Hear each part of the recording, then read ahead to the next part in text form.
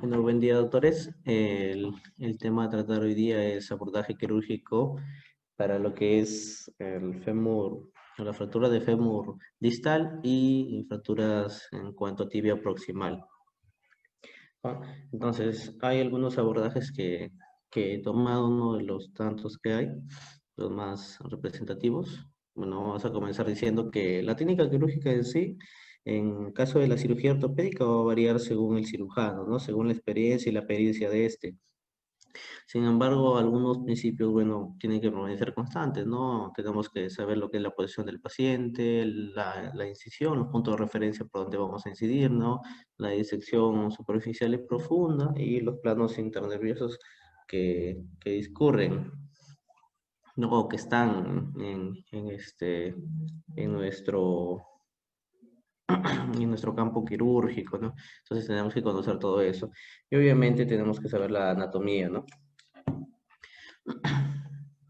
Bueno, en cuanto a los abordajes para fémur, para fractura de fémur distal, vamos a considerado estos, ¿no? El abordaje anteromedial, ¿no? Este abordaje anteromedial proporciona una excelente visión de los dos tercios distales del fémur y, y de la articulación de la rodilla, ¿no? Vamos a ver que entre sus indicaciones vamos a tener la reducción abierta y fijación interna de fémur distal, que es justamente lo que corresponde, ¿no? También a través de este abordaje podemos ver o podemos tratar las fracturas dificiales de fémur, aunque para la fractura dificial de fémur es más común utilizar el abordaje lateral, ¿no?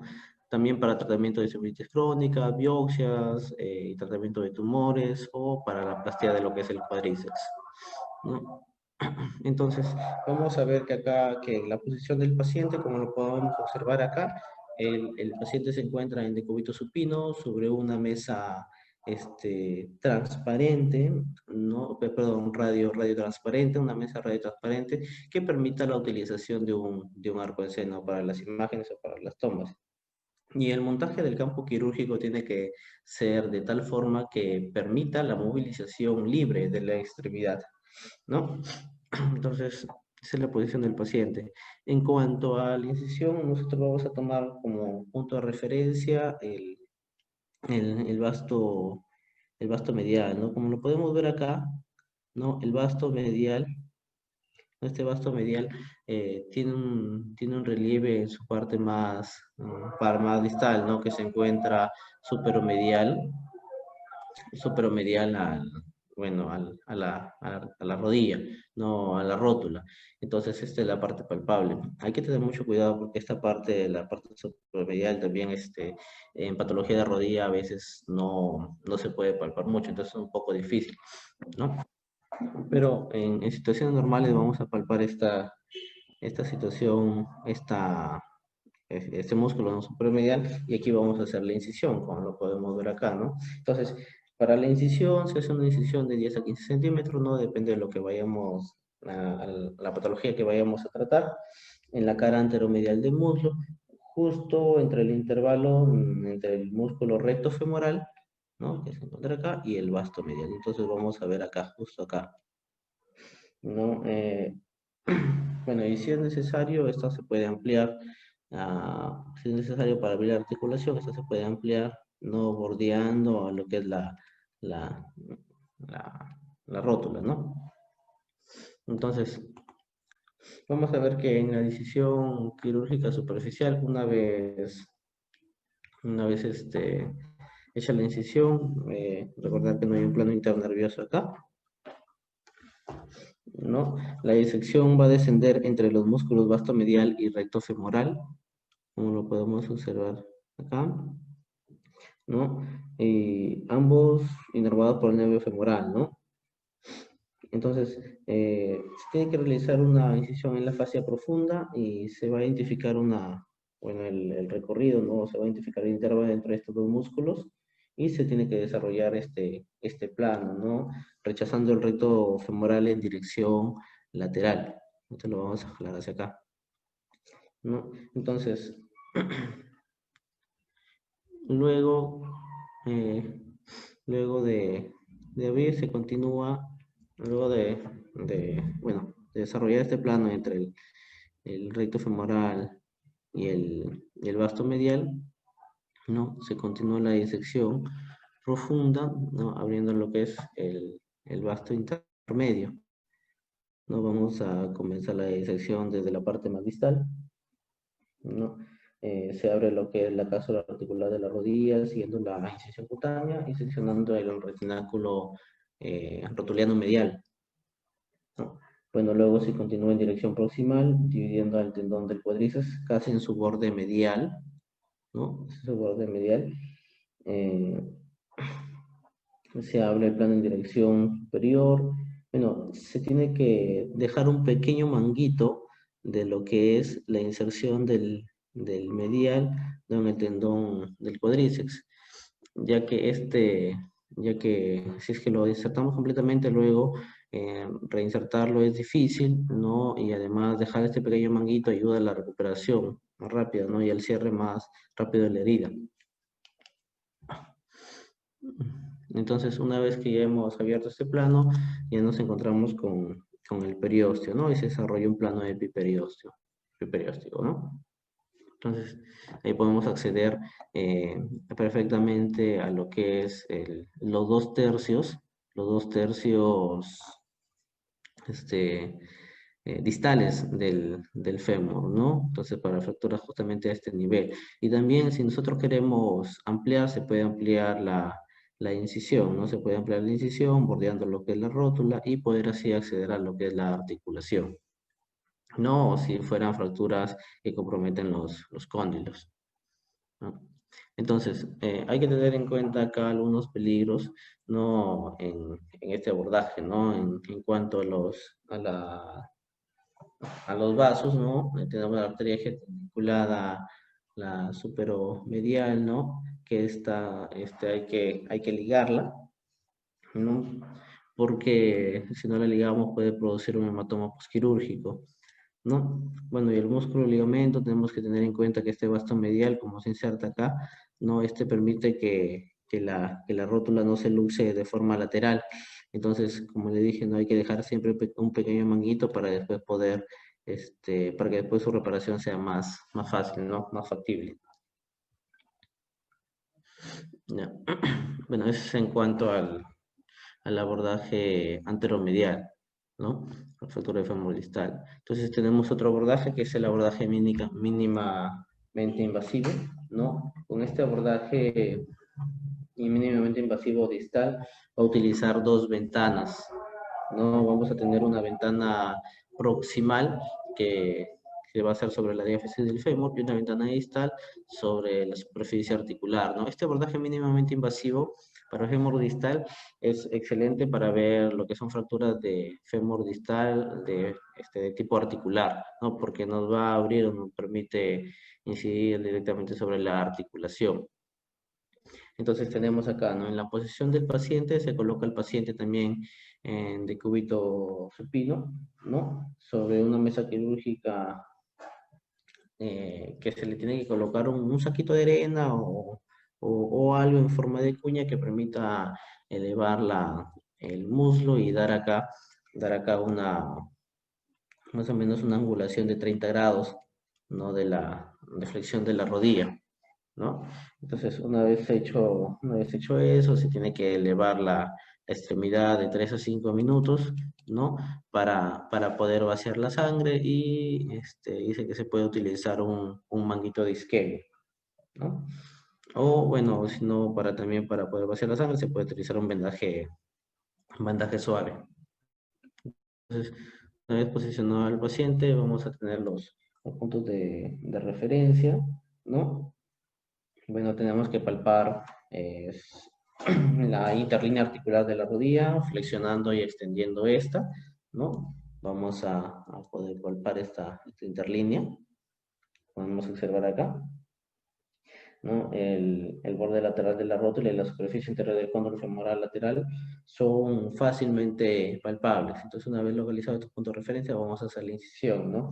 Una incisión de aproximadamente 6 a 8 centímetros. Acá se va a realizar desde desde la interlínea articular sobre la mitad anterior del cóndilo externo, ¿no? Y se va a extender en dirección proximal, ¿no?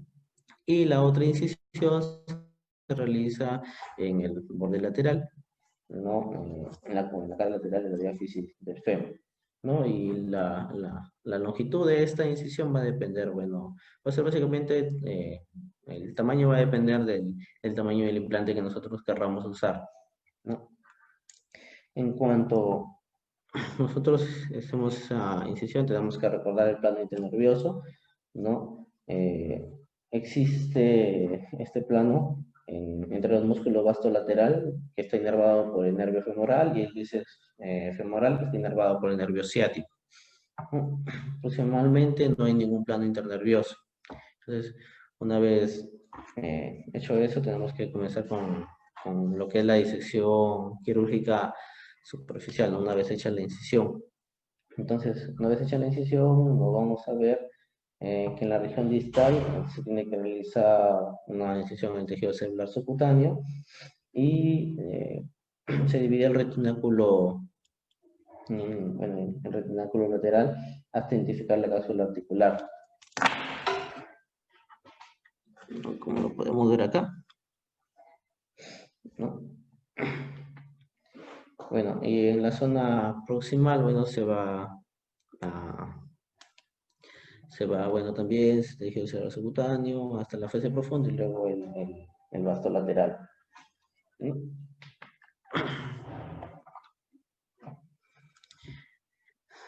Bueno, y finalmente con una disección Roma se pueden unir estas dos ventanas, ¿no? O incluso también con el mismo implante se pueden unir estas dos ventanas, ¿no? Entonces, esta mínimamente invasiva también se puede ampliar, ¿no? Bueno, incisión también se puede ampliar uniendo las dos ventanas, ¿no? Se unen las dos ventanas siguiendo la incisión, ¿no? Para poder así abrir toda esa parte distal del fémur. En cuanto a los peligros, bueno, tenemos la arteria y la vena geniculada lateral superior, ¿no? Entonces hay que recordar que esta tiene muchas o múltiples, no múltiples arterias pequeñas. Entonces, como son bastantes, hay que cauterizarlas, ¿no? O ligarlas para evitar un hematoma postoperatorio, ¿no? O postquirúrgico, ¿no? Bueno, esos son bueno, los abordajes en cuanto a lo que es fémur distal, ¿no? Ahorita vamos a ver la parte de lo que es abordajes para tibia proximal. Entonces hay que recordar acá que tenemos, cuando te hablamos de tibia proximal, ¿no? Hablamos principalmente de los abordajes para la meseta, ¿no? Entonces vamos a ver el abordaje anterolateral para la meseta tibial externa, ¿no? Entonces, el abordaje anterolateral de la meseta tibial externa permite el acceso seguro a dicha meseta y vamos a tener las siguientes indicaciones. Justamente la reducción a vertificación externa de la meseta tibial externa, ¿no? Podemos utilizarla también para injertos óseos, tratamiento de osteomielitis a ese nivel, resección o biopsia de tumores o extracción de algún injerto óseo que nosotros necesitamos, ¿no? Entonces, vamos a ver que para este abordaje también colocamos al paciente en decúbito supino, como podemos ver acá, sobre una mesa radiotransparente. Ahora, nosotros notamos acá que se coloca una especie de cuña, ¿no? Sobre el muslo para dar una flexión aproximadamente de 60 grados, ¿no? Acá, ¿no? 60 grados. Y también se coloca, ¿no?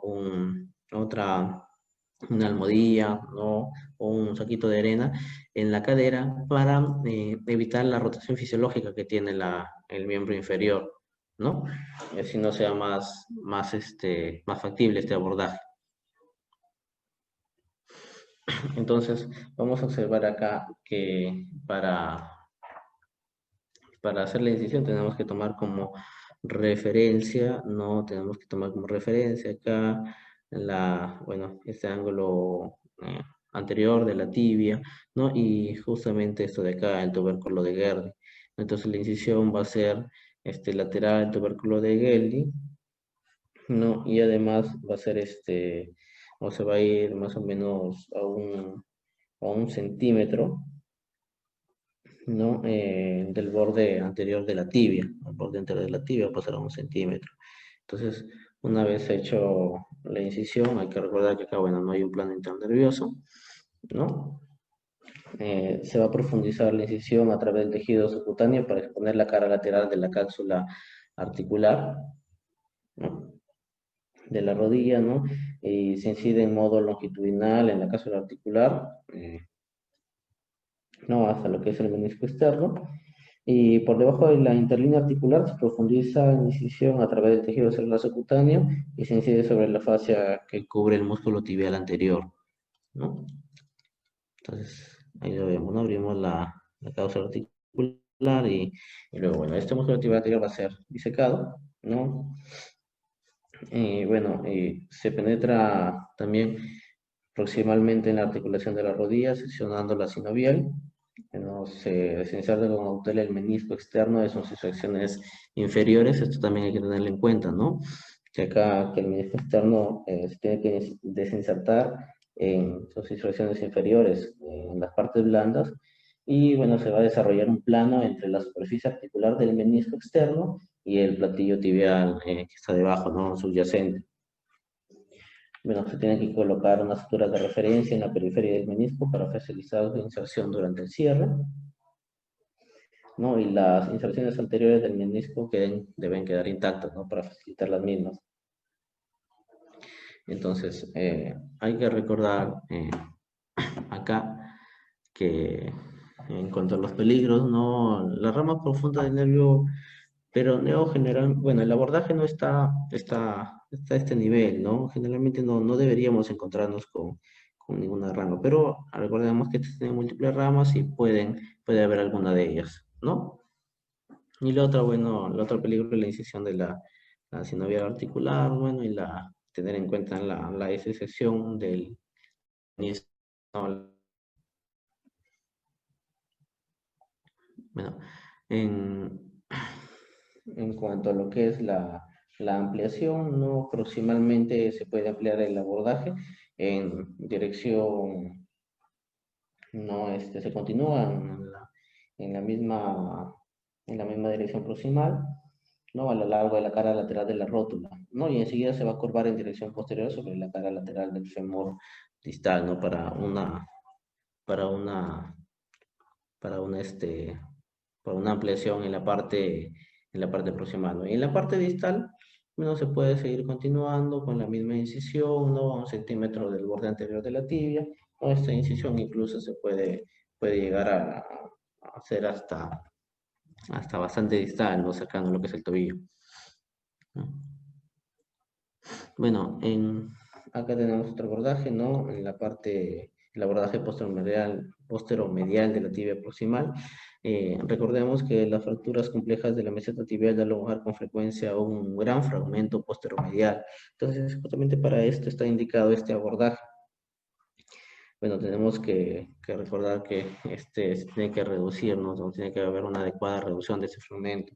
Entonces, las indicaciones para este abordaje son justamente para hacer el RAFI de la meseta tibial medial, ¿no? Un RAFI para fracturas complejas de tibia proximal, bueno, osteotomía, drenaje de sexo y biopsia de tumores, ¿no? Entonces, en cuanto a la posición del paciente, el paciente se le coloca también en decúbito supino, ¿no? Sobre una mesa radiotransparente. Tenemos que colocar, como lo ven acá, ¿no? Una, bueno, un saquito de arena, una cuña o una almohadilla, ¿no? En la cadera contralateral de donde se va a realizar la cirugía, para así aumentar la rotación fisiológica de del miembro no afectado, y una vez así podemos tener mayor acceso a este abordaje, ¿no? Otra cosa que hay que tener en cuenta bueno, que hay que tener en cuenta es que el cirujano debería colocarse acá, ¿no? O sea, justamente acá tendría que estar, ¿no? Bueno, al frente, ¿no? En el otro lado de la mesa quirúrgica para tener más fácil acceso para realizar el abordaje. Entonces vamos a tomar acá como punto de referencia, ¿no? El borde antero, bueno, el borde anteromedial o el borde medial de la tibia, ¿no? Y la interlínea articular, ¿no? Bueno, interlínea articular se puede palpar fácilmente, ¿no? Flexionando y extendiendo lo que es la rodilla, ¿no? Algo que tener en cuenta para los abordajes de la tibia es que esta zona de acá, en la zona proximal, por más de que el paciente sea obeso o tenga sobrepeso, no es fácilmente palpable, ¿no? Eh, bueno, entonces se va a realizar una incisión longitudinal de aproximadamente 6 centímetros sobre el borde posteromedial, acá sobre el borde posteromedial de la tibia proximal. La longitud exacta de esta, bueno, 6 centímetros es una aproximada, ¿no? La longitud exacta de esta incisión va a depender de lo que se vaya a tratar, ¿no? Entonces, recordad que acá, bueno, no hay un plano internervioso, ¿no? Una vez hecha la disección, la incisión, vamos a comenzar con la disección, ¿no? Se profundiza en la incisión a través del tejido graso subcutáneo.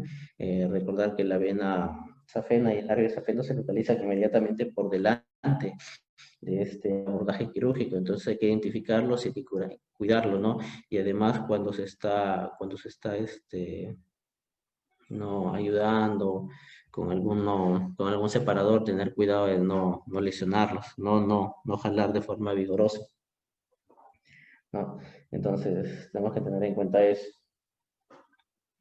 Bueno, también tenemos que identificar la expansión de la pata de ganso, ¿no? Acá los tendones de la pata de ganso, ¿no? Del sartorio, el semitendinoso, ¿no? Y del recto interno. Bueno, la tibia se puede abordar aquí mediante dos técnicas diferentes, ¿no? Una de ellas, o la primera de ellas, es el abordaje directo, ¿no? Que se secciona longitudinalmente lo que es la pata de ganso, siguiendo lo que es la incisión cutánea, ¿no? Acá se va a seccionar la pata de ganso, siguiendo lo que es la incisión cutánea, ¿no? La cortamos. Bueno, esta técnica es ventajosa porque es simple, ¿no? Simplemente se secciona, pero la reparación de la pata de ganso es complicado, o sea, difícil durante el cierre. ¿No? Generalmente porque si nosotros insertamos acá es para colocar una placa, entonces al intentar insertar nuevamente la pata de ganso va a ser un poco complicado, ¿no? Y el otro abordaje es un abordaje de reflexión de la pata de ganso, donde se identifica el borde anterior de la pata de ganso, ¿no? Se va a identificar el borde anterior de la pata de ganso, ¿no? Que es el borde, que es el tendón del sartorio. Bueno, este se refleja en dirección posterior para entrar a una bolsa bajo el tendón. Se identifican los tendones rectos del recto interno y el semitendinoso, despegándolos parcialmente, no es inserción en la tibia y rechazándolos en dirección posterior. Entonces, los rechazamos en dirección posterior y luego vamos a tener esto, ¿no? En la disección quirúrgica profunda, ¿no? Una vez hecho eso, se va a mostrar el borde posteromedial de la tibia. Eh, Para facilitar la colocación de una placa acá, nosotros tenemos que desarrollar un plano perióstico entre la pata de ganso y la cabeza medial de gastronemio, ¿no? Mediante disección Roma se libera consolidado el músculo del hueso, ¿no? El gastronemio, la cabeza medial, ¿no? ¿No? Entonces, acá vamos a tener, bueno, ahí ya vamos a tener cuidado, ¿no? Con el nervio y la vena safena, ¿no? Que identificándolos y se pueden cuidar, ¿no? En cuanto a lo que es la ampliación, ¿no? La ampliación proximal se puede continuar de forma proximal, ¿no? Hasta alcanzar el ángulo posterior medial de la rodilla, ¿no? Y la incisión distal no se puede continuar hacia abajo a lo largo del borde medial de la tibia, ¿no? Puede continuar hasta acá, puede continuar igual. Bueno, esta maniobra de ampliar no solamente va a proporcionar acceso al borde de la tibia, sino también a los compartimentos posteriores de la tibia, superficial y profundo, para su apertura, ¿no? Según la patología que se quiera tratar. Bueno, el otro abordaje que vamos a ver acá es el abordaje posterior lateral de la meseta tibial. Bueno, el abordaje se utiliza únicamente para tratar lesiones de la meseta tibial que involucren esta esquina posterolateral de la meseta, ¿no? Y que requieren la aplicación de una placa de refuerzo en esta cara de la meseta, ¿no? Justamente, justamente acá, ¿no? Cuando tengamos una fractura de este nivel. Entonces, vamos a ver que en cuanto a la posición del paciente, primero se tiene que elevar la extremidad durante 3 a 5 minutos para vaciar la sangre o colocar un vendaje suave y luego un manguito de isquemia, ¿no? Una vez hecho eso, se coloca al paciente en decúbito ventral, ¿no? En posición de pronación, como lo pueden ver acá, ¿no? Entonces, eh, para la parte en la pierna se tiene que colocar una cuña para elevar o más o menos flexionar la rodilla unos 20 grados aproximadamente, ¿no? Se dice. Entonces, una vez hecho eso, vamos a tomar como punto de referencia a la cabeza del peroné, que está aproximadamente pues, un par de centímetros debajo, ¿no? De lo que es del cóndilo femoral externo.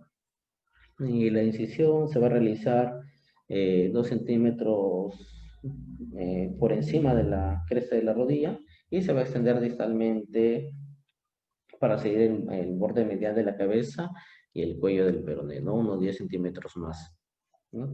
Entonces, vamos por acá, ¿no? Vamos a comenzar, una vez que se echa la incisión, se tiene que realizar con cuidado una incisión en la fase profunda a lo largo del borde posterior del tendón del bíceps femoral, ¿no? Acá. Y tener en cuenta, tenemos que tener identificado o identificar el nervio peroneo común, ¿no? Que escurre por debajo del tendón. ¿No? Este se tiene que aislar de forma meticulosa, cuidadosa, cuidando de no traccionarlo demasiado, ¿no? Y va a desarrollar un plano entre el bíceps femoral, ¿no? Y bíceps femoral, acá, ¿no? Junto con el nervio, en la parte lateralmente, ¿no? Y la cabeza externa del gastrocnemio en dirección medial, ¿no? Se va a desarrollar este plano acá, ¿no? Bueno, se tracciona el tendón del bíceps lateralmente y la cabeza del gastrocnemio en dirección medial para exponer el popliteo que está debajo, ¿no? Entonces, una vez hecho esto, nosotros vamos a tener que se eleva el popliteo en la parte posterior de la tibia proximal, después se identifica el origen del sóleo acá en la cabeza del peroné y se va a desprender este hueso, se va a desprender del hueso, ¿no? El músculo solo se va a desprender de acá, lo disecamos, ¿no? Y la esquina posterolateral de la rodilla va a quedar expuesta, ¿no? Cubierta por la cápsula articular de la rodilla. Bueno, la posición y la técnica de la incisión de la cápsula articular eh, de la rodilla, ¿no? Dependerá del sitio de la patología exacto que se vaya a tratar, ¿no? Entonces, vamos a ver esto, ¿no? Entonces, ya una vez, ya nos muestra, bueno, esta esquina justamente que queríamos ver, ¿no? Eh, en cuanto a los peligros, bueno, como ya lo vimos acá, es el nervio peroneo común, ¿no? Que hay que identificarlo y hay que protegerlo, ¿no? Y en cuanto a la ampliación, recordar que este abordaje no se puede ampliar, ¿no? Bueno, el otro abordaje que vamos a ver acá es el abordaje posterior de la meseta tibial, ¿no? Bueno, este va a proporcionar acceso a la cara posterior de la tibia proximal sin comprometer las estructuras neurovasculares de la fosa poplitea. Entonces, vamos a tener que entre las indicaciones tenemos la reducción abierta y fijación externa de la meseta tibial, ¿no? Fractura de la columna posterior o reparación por ablución del ligamento cruzado posterior, lo tener en cuenta, ¿no? En cuanto a la posición del paciente, al paciente se le coloca, bueno, primero se vacía la sangre igual de 3 a 5 minutos y se coloca un manguito de isquemia, ¿no? Se coloca el paciente en decúbito prono, en una mesa quirúrgica también radio transparente, ¿no? Y una almohadilla debajo del muslo para poder así aumentar o hacer una hiperextensión de la rodilla, ¿no? Entonces, una vez hecho esto, vamos a tener, ¿no?, que se va a flexionar y a extender la rodilla para identificar lo que es la interlínea articular, ¿no? ¿Ya? Y se va a realizar una incisión, ¿no?, que debe comenzar a nivel de la articulación de la rodilla sobre el bíceps, ¿no?, y curvarse en forma oblicua a través de la cara posterior de la rodilla hasta alcanzar el borde posteromedial de la tibia, ¿no?, como lo podemos observar acá. Bueno, luego se va a ampliar esta incisión distalmente, ¿no? Bueno, la longitud de de esta incisión que va en la cara media va a depender de la patología a tratar, ¿no? El tipo de fractura a tratar. Y se va a seguir el borde posteromedial de la tibia, ¿no? Entonces, recordar acá que el plano internervioso discurre entre la estructura más posterior de la pata de ganso, que es el tendón del semitendinoso inervado por el nervio ciático, ¿no? Y la cabeza medial del gastrocnemio, inervado por el nervio tibial. Entonces, una vez hecha la incisión, comenzamos con la disección. Se tiene que identificar y conservar lo que es la safena, que discurre a lo largo del borde posterior del músculo semitendinoso. Entonces, tenemos que tenerla en cuenta, ¿no? Se va a profundizar la incisión distalmente, incidiendo sobre la fascia profunda, sobre el borde posterior de la tibia, ¿no? Por acá. Se tiene que identificar el tendón del semitendinoso, que es el tendón más posterior, que se inserta en la pata de ganso, ¿no? Y se identifica la cabeza medial del gastrocnemio. Y vamos a desarrollar, ¿no?, este plano que se encuentra acá, ¿no?, entre la pata de ganso y la cabeza del gastrocnemio, ¿no? Vamos a desarrollarlo, vamos a hacer, bueno, a separar el gastrocnemio de forma lateral, ¿no? Y una vez hecho eso, no podemos encontrar la poplite, ¿no? Entonces,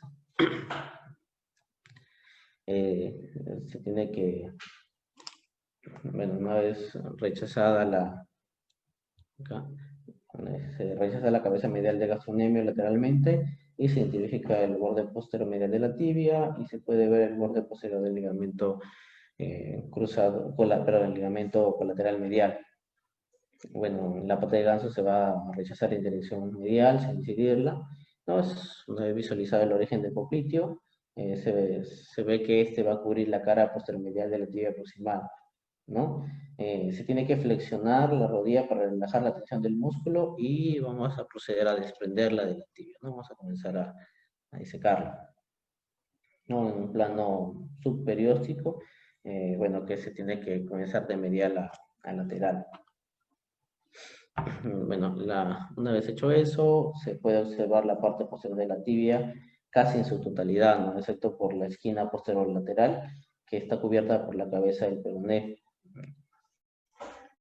Entonces, eso no lo vamos a poder observar. Entonces, a tener en cuenta acá, los peligros, bueno, la vena y el nervio, la vena safena y el nervio safeno, que se tienen que identificar. Bueno, y la arteria poplitea, que está más mediano, no discurre por el plano de incisión, pero si nosotros colocamos de repente algún separador acá a nivel de la tibia, ¿no?, para poder ampliar la incisión, podemos incidirle. Entonces, a tener cuidado en eso, ¿no?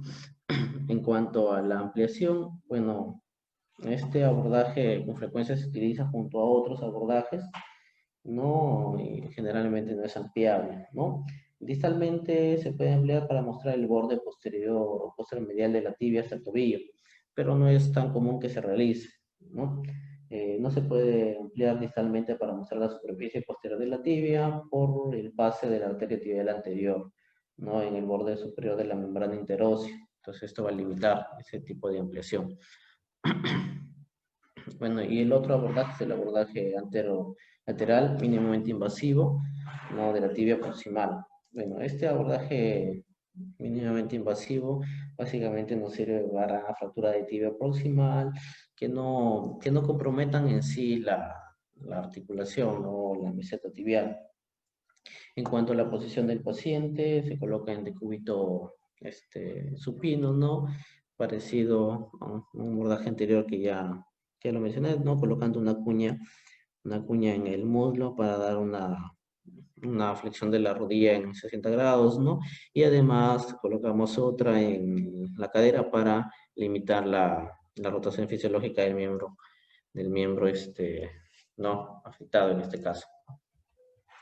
Entonces, una vez hecho eso, tenemos que palpar, ¿no? Lo que es el tubérculo de Yerli, ¿no? Y justamente ahí vamos a realizar la incisión, ¿no? Como es un abordaje mínimamente invasivo, vamos a realizar dos incisiones, ¿no?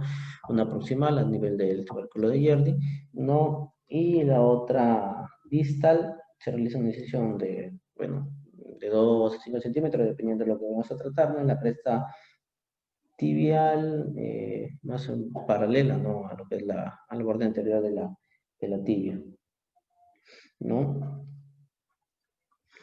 Entonces, una vez hecho eso, se incide aproximadamente en la fase profunda, siguiendo la incisión cutánea para acceder bueno, a la tibia proximal.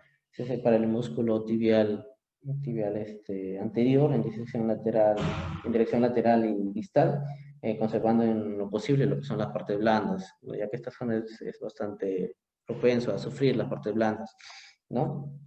Y distalmente se profundiza el abordaje siguiendo la incisión cutánea a través del tejido subcutáneo y a continuación, bueno, en la línea con la incisión cutánea se tiene que incidir sobre la fascia profunda. Entonces, vamos a tener esto, ¿no? Bueno, proximalmente vamos a despegar la parte blanda de la tibia para permitir una adecuada visualización de la zona de lesión, ¿no? Y bueno, y la colocación del implante también. Debe conservarse en lo posible las inserciones de partes blandas en el hueso, ¿no? Y distalmente, mediante disección Roma, bueno, podemos unir estos dos planos, ¿no? Entonces, a tener en cuenta acá, ¿no? Igual, la arteria,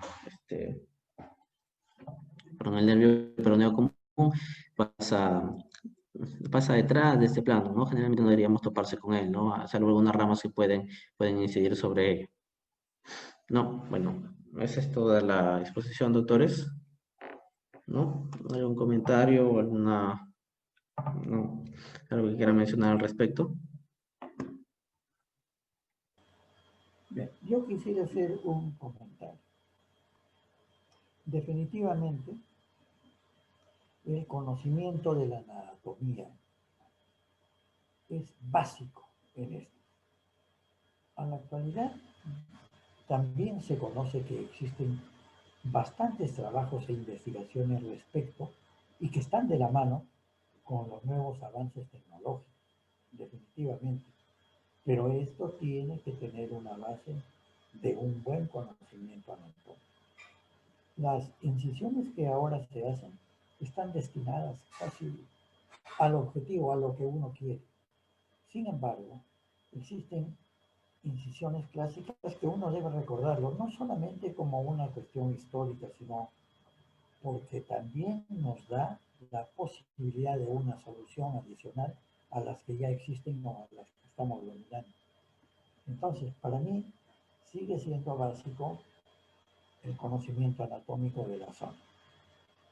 Definitivamente también reconozco que, de acuerdo a los últimos estudios, existen otros que dan una ubicación, por ejemplo, en el cirujano, un mejor, vamos a decir, una mejor ayuda para solucionar los problemas, una ubicación no solamente del paciente, sino también de los cirujanos y de todo el material, todo el instrumental necesario para el abordaje de la patología. Bien, no hay más que decir, lo que has descrito es lo que se está haciendo. Eh, Creo de que te has basado muy bien en los libros de Hoppenfield, en la vía de abordaje, te has basado muy bien. Pero sí, también debo decirte de que te ha faltado una cosita y que debes reconocer, es el abordaje posterior de la rodilla. No para la meseta, sino de repente para las partes blandas. el abordaje al hueco popliteo.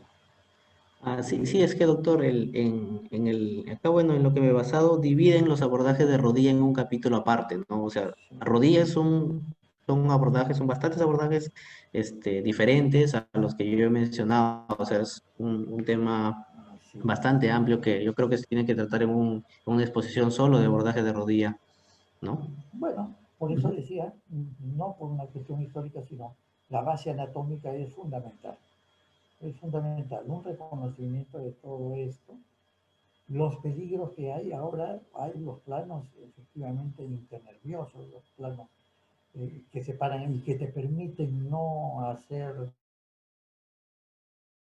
daño en la parte neurológica, ni tampoco en la parte netamente anatómica de las estructuras. Uno se desliza por esos planos y consigue lo que uno desea. Eso decía de que los objetivos al cual uno quiere llegar están descritos con el tipo y aconsejar el mejor abordaje. Bien, una exposición bastante clara, muy bonita, ilustrativa.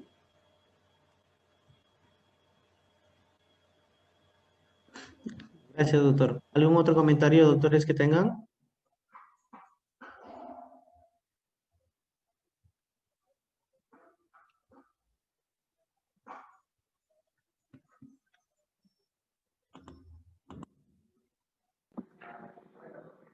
Buenos días, Doctor jóvenes. Félix, buen día. ¿Qué Un tal, gusto hombre? tenerlo por acá, doctor. Aquí aprovechando el solcito. Pues, qué bien, me da mucho gusto de que esté con las exposiciones. Yo veo que has hecho una excelente exposición con muy buenos eh, dibujos, muy clara tu exposición. Y esto me hace recordar, pues, lo que nos decían nuestros profesores, ¿no?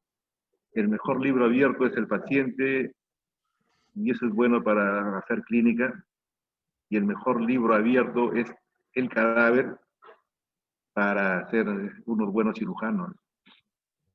Y lo segundo es que la anatomía, pues hay que tener en cuenta que se estudia 100 veces y nos olvidamos 101, por lo tanto el cirujano siempre tiene que estar pendiente de la cirugía, siempre. No todas las cirugías son fáciles. A veces el hecho de tener mucho tiempo ya en una misma zona, operando, no nos da la seguridad de que no podamos lesionar los paquetes vasculos nerviosos que son muy importantes, aparte de las inserciones músculos tendinosas, ¿no? Es la anatomía lo que nos hace que el acto quirúrgico sea lo más prolijo posible para que la zona lesionada tenga una recuperación fundamental, ¿no? Tú sabes que la irrigación es la vida en un tejido en el cual nosotros trabajamos, pues, ¿no? Y por último debo decirte que esta exposición no solamente que quede como exposición, sino también que hay que tener presente que ustedes jóvenes eh, siempre forman un equipo de trabajo, ¿no? Porque no es, o sería bueno de que solamente el cirujano conozca cómo va a ser la incisión, qué músculo voy a separar, qué vasos o nervios voy a encontrar para no lesionarlo, sino también el quién está ayudando. Es muy importante el equipo. Pues a mí me pasó, por ejemplo, yo te cuento una anécdota, ¿no? Cuando estuve en el Seguro Social y comencé a hacer cirugías en niños, mucho me acuerdo, operé con el doctor Fukunaga, y estaba haciendo una liberación de los músculos de la pelvis en un niño con una parálisis cerebral infantil. Y yo, seguro de que me estaban ayudando bien y me estaban separando bien, comencé a disecar, hasta me llevé la vena femoral. Y al otro lado estaba otro amigo también, que los dos están ya en el cielo. Estaba Mario López. Le dije a la enfermera que vaya a verlo, vino y suturó la vena, ¿no? Entonces, no siempre uno está seguro de que uno puede hacer una cirugía o está haciendo una buena cirugía, una buena disección, pero también los que nos están ayudando tienen que estar a la par y mirando, ¿no? Por eso se llaman ayudantes, pues, ¿no? Que conocen la zona que estamos haciendo y lo están advirtiendo, cuidado doctor, despacio doctor, o ya saben cómo separar para no lesionar, porque dicen el traumatólogo tiene que ser fuerte y comienzan a separar de tal forma que se pueden lesionar, esas cosas que tú has dicho, pues, ¿no?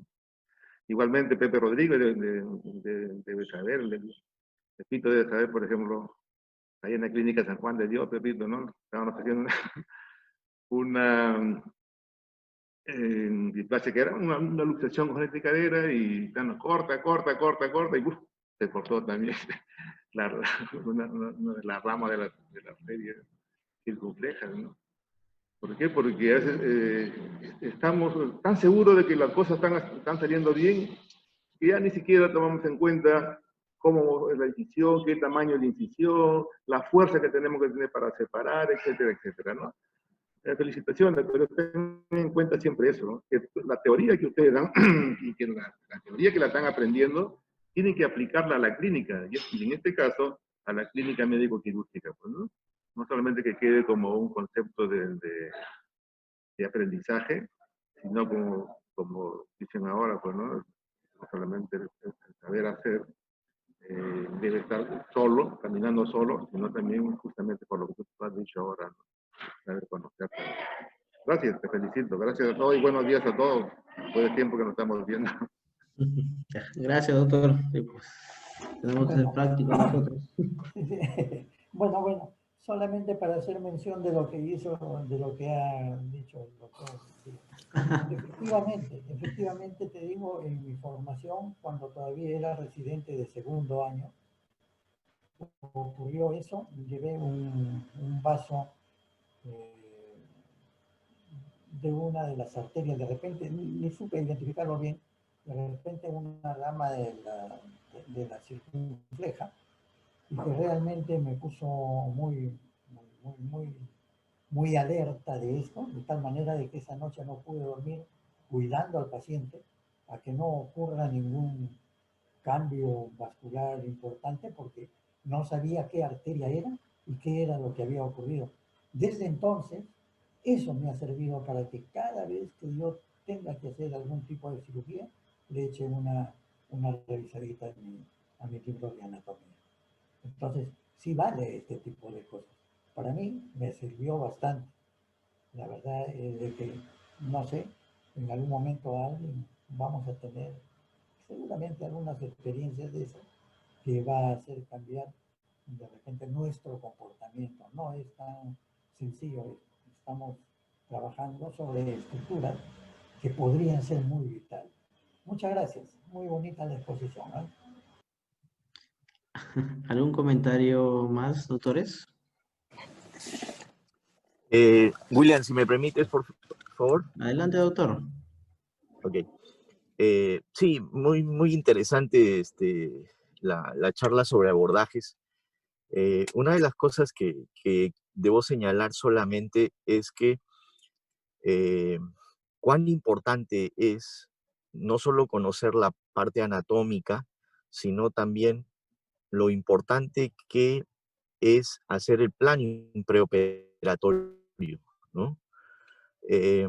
Sobre todo en estas fracturas, por ejemplo, de platillo tibial, donde uno tiene que acceder a la parte posterior del platillo. Y es muy relevante que uno pueda hacer el diagnóstico preciso de la fractura para que uno pueda tomar el abordaje, ya sea posterior, ya sea posteromedial, posterolateral, porque esa zona, como lo has recalcado, pues es una zona que implica muchas estructuras vasculares, neurológicas importantes, y por ende debemos tener mucho cuidado en el momento de abordar. ¿Por qué? Porque no podemos hacer una liberación muy amplia de esa zona, ¿no? Ahora con las técnicas mínimamente invasivas, pues también uno puede hacer abordaje por portales ahí en la zona posterior, ¿no? Abordajes más pequeños que nos permiten ir de un lado a otro. Y Y en cuanto al fémur distal, una de las cosas que hay que tener en consideración es que igualmente el tipo de abordaje para el fémur distal va a depender de cuán comprometida está la parte articular, para ver si yo me debo ir con un abordaje anterolateral, un abordaje lateral, un posterolateral, o incluso los abordajes mediales de esa zona del fémur distal, ¿no? Entonces, eso es lo que quería señalar, pues importantísima el revisar, sobre todo en estas fracturas articulares, ¿no? Lo que nos manda la literatura, que a veces no es solamente tener una radiografía a la mano, sino también la importancia que se da al estudio tomográfico para poder hacer un adecuado planeamiento. Muchas gracias. Un gusto de escucharlos a todos y que tengan un buen día. Gracias, doctor. ¿Algún otro comentario, doctores? Ya creo que para finiquitar ya esta reunión. Muy bien, finiquítala. Bueno, Hasta luego. gracias por su atención, doctores. Y los comentarios también. Que tengan un buen día. Hasta luego.